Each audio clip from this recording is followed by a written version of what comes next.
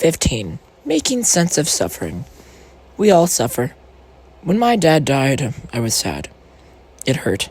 The pain was like a dull ache that just wouldn't go away. I wanted to have just one more good conversation with him. I missed him, and I knew I would continue to miss him. I knew he would never get to meet my wife and children, and I knew there would be many key moments in my life when I would yearn for him to be there. I was sad for my younger brothers, especially Hamish, my youngest. I was 30 years old when Dad died, but Hamish was only 22, and he had lived with Dad through almost 5 years of illness.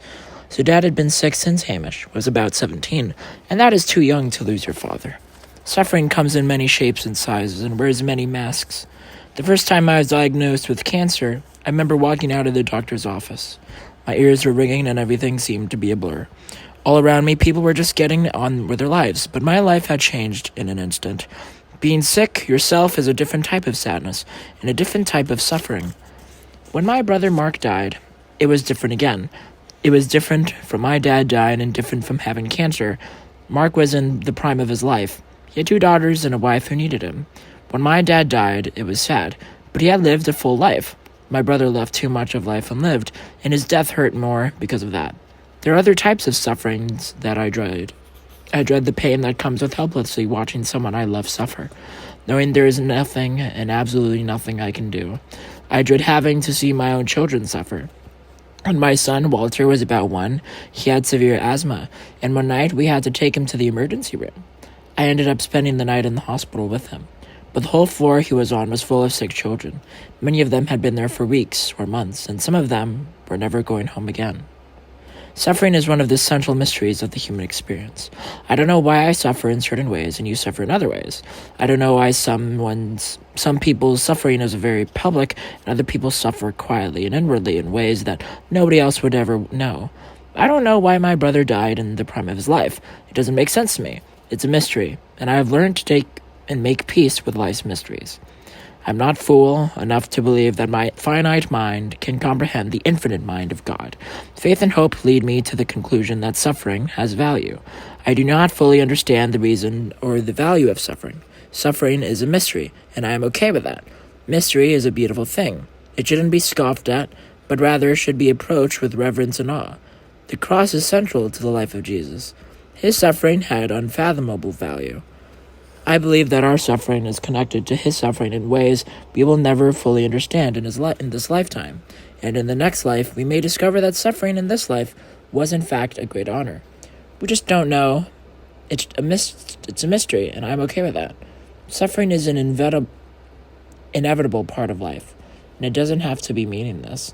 Like so many things in life that we have little or no control over, how we respond to suffering makes all the difference. Jesus counsels us.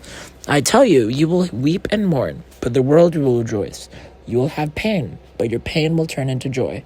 When a woman is in labor, she has pain because her hour has come. But when her child is born, she no longer remembers the anguish because of the joy of having brought a human being into the world. So you have pain now, but I will see you again, and your hearts will rejoice, and no one will take your joy from you. John chapter 16, verse 20 to 22.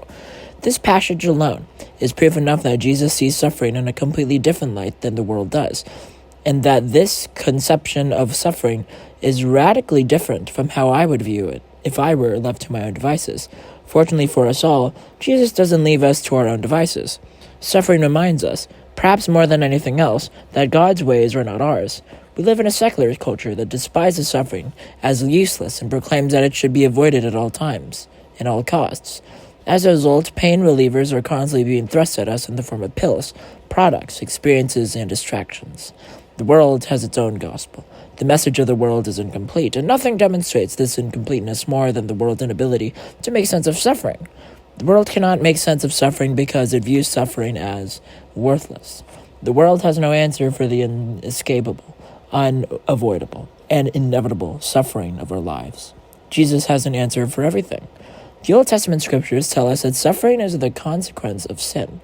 In the Old Testament, suffering is presented as a punishment inflicted by God as a direct result of humanity's sinfulness. In the New Testament, Jesus boldly announced with his words and actions that suffering has value.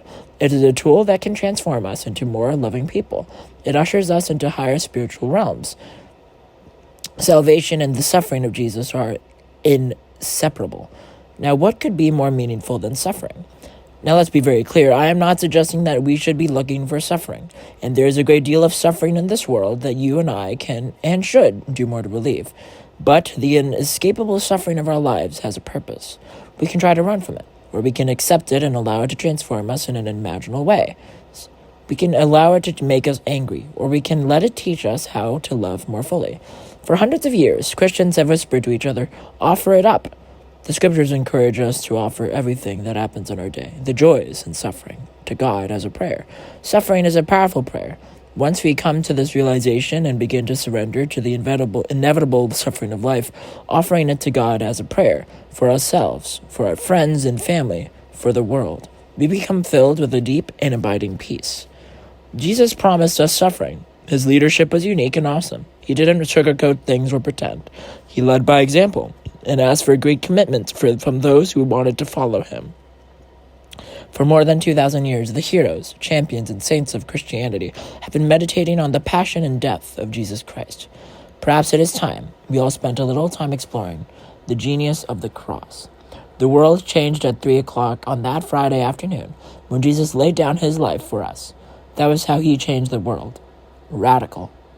If anyone wants to become my followers, let them deny themselves and take up their cross daily and follow me.